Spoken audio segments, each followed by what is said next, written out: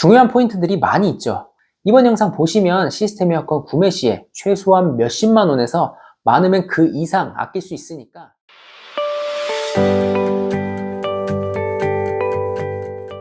과장님, 스마트 스토어나 쿠팡 같은 인터넷 쇼핑몰을 보면 시스템 에어컨 비용이 설치비 포함으로 되어 있는 곳들이 있는데 추가 금액은 더 안 나오는 건가요? 시스템 에어컨이라는 게 반제품이잖아요. 그래서 제품만 딱 구매한다고 해서 시스템 에어컨이 작동되는 건 아니고 설치까지 이루어져야 합니다. 따라서 시스템 에어컨 구매라는 건 제품과 설치비까지 구매한다는 뜻입니다. 그런데 현장 가보면 보통 어떤가요? 100% 똑같은 현장이 있나요? 사무실이나 상가를 가보면 현장마다 구조가 다르죠. 심지어 같은 업종을 상가를 가보아도 구조가 다릅니다. 현장 구조가 다르다는 건 설치 환경이 다르다는 것이고, 이는 설치비가 다르다는 걸 의미합니다. 설치비 포함 얼마라고 온라인상에 올라온 금액만 보고 구매하면 추가 설치비 폭탄을 맞을 수 있습니다. 설치 진행 도중에 추가 설치비 이야기를 슬쩍 꺼내게 되면 소비자는 꼼짝없이 당하는 거죠. 제가 볼 때 이런 업체는 없어져야 되는 게 맞죠. 그럼 과장님, 고객의 입장에서 또 고려할 만한 중요한 포인트들이 있을까요? 중요한 포인트들이 많이 있죠. 스마트폰 하나를 사도 이것저것 비교하면서 사는데 시스템 에어컨은 그 금액이 훨씬 크잖아요. 제가 오늘은 기준을 딱 잡아드릴게요. 어떻게 하면 손해보지 않고 적절한 시스템 에어컨을 구매할 수 있는지 궁금하시죠? 이번 영상 보시면 시스템 에어컨 구매 시에 최소한 몇십만 원에서 많으면 그 이상 아낄 수 있으니까 영상 끝까지 시청해 주시고 구독과 좋아요도 부탁드립니다. 과장님, 같은 면적인데 시스템 에어컨이 다른 경우도 있는데 왜 그런가요? 시스템 에어컨을 고를 때 좀 중요하게 보셔야 되는 게 용량입니다. 용량이 부족하면 여름엔 더위를, 겨울엔 추위를 이기지 못하죠. 그리고 제품 용량이 클수록 제품값도 증가하는데 너무 과한 용량을 선정하면 그만큼 비용적으로 손해죠. 그런데 면적이 같다고 해서 모두 같은 용량으로 선정하면 큰일 납니다. 면적이 같다고 해도 공간을 사용하는 목적이 달라서 목적에 따라 용량이 달라질 수 있습니다.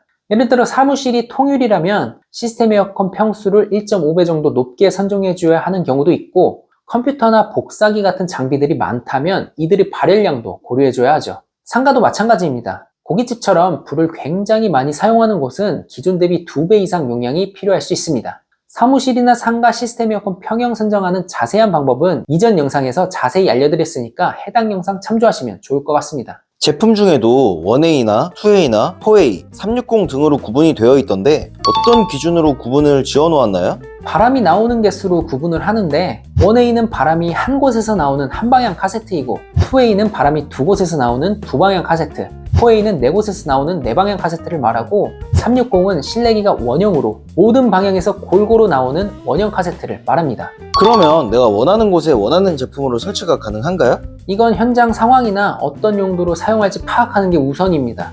예를 들면 작은 회의실 같은 경우에는 1A를 설치하는 게 적절합니다. 또 복도처럼 폭은 좁고 긴 곳은 양방향에서 나오는 2A를 설치하는 게 좋죠. 그리고 탁 트인 사무 공간은 4A 같은 네 방향 카세트가 적절하겠죠.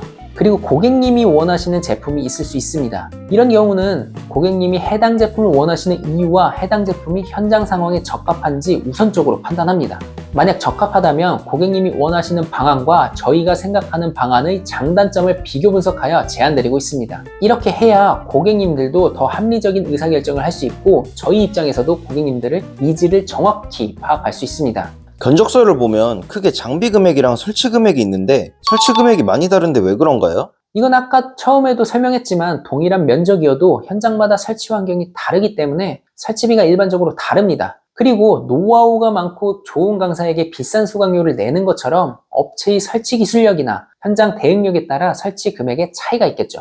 특히 기존 시스템 에어컨을 교체하는 현장을 리모델링 현장이라고 하는데, 이 리모델링 현장은 신축 현장보다 변수가 많아 업체에서 신경을 더 많이 써야 합니다. 그래서 이런 리모델링 현장이 신축 현장보다 설치비가 비싼 편입니다. 그리고 과장님, 시스템 에어컨이 설치도 중요하지만 설치 이후에도 신경 써야 되는 게 있나요? PD님 차 있죠? 네. 차가 더러워지면 세차도 해주고 주기적으로 엔진 오일이나 정기 점검도 하죠?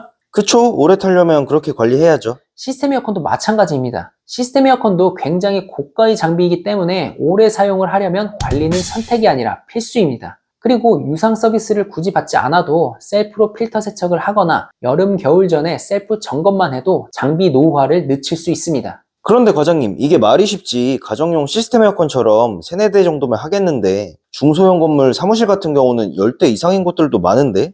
그쵸. 셀프 세척이나 점검이 생각보다 쉽진 않죠. 그래서 설치 후에 더더욱 시스템 에어컨 유지보수 구독 서비스가 필요합니다. 그런데 시스템 에어컨 업계에서 설치하고 서비스까지 같이 하는 업체는 거의 없는 것 같아요. 설치 중요한 건 누구나 알고 있죠? 잘하는 업체들이 비교적 많고, 그런데 서비스에 대해서 설명해주는 업체나 서비스까지 하는 업체 본 적 있나요? 네, 예성이인지.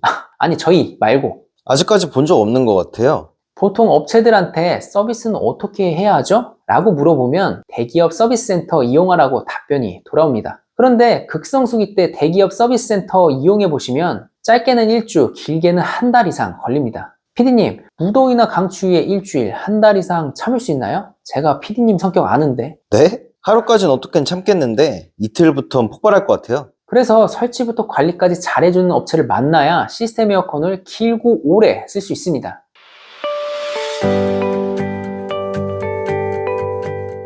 오늘 영상 잘 보셨나요? 오늘은 손해보지 않고 사무실이나 상가에 시스템 에어컨 설치하는 방법에 대해서 알아보았는데요. 오늘 영상은 이전 영상들보다 조금 더 업그레이드해서 찍어봤습니다. 저번보다 나아졌나요?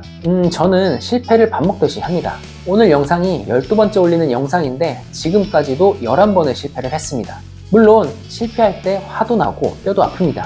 그러나 이 실패가 저에게 자양분이 되어준다고 믿고 있습니다. 11번의 실패 동안 어떤 게 부족한지 분석하고 다음 영상에는 부족한 부분들을 하나씩 채우면서 적용하고 있습니다. 그리고 오늘 올리는 이 12번째 영상도 13번째 영상을 위한 실패 영상이 될 겁니다. 실패가 쌓일수록 저에겐 그 실패가 더 높이 도약하기 위한 발판이라고 확신합니다. 앞으로도 여러분들에게 더 좋은 영상, 최고의 영상을 제공하기 위해 많은 실패를 하겠습니다. 끝으로 저희는 다른 건 생각하지 않습니다. 오직 고객님의 시스템 에어컨 고민만을 생각합니다. 시스템 에어컨 교체 관련하여 자세한 견적이나 상담을 받고 싶으신가요? 혹은 설치한 시스템 에어컨을 장기간 효율적으로 관리하는 방법을 알고 싶으신가요? 아래 댓글에 링크 클릭하셔서 여러분이 가지고 계신 시스템 에어컨 고민을 작성해 주시면 여러분의 고민을 빠르게 해결해 드리겠습니다. 여러분의 시스템 에어컨 고민은 저희에게 맡기시고 여러분은 더 중요한 일에 집중하세요. 네, 오늘 영상은 여기까지고 구독과 좋아요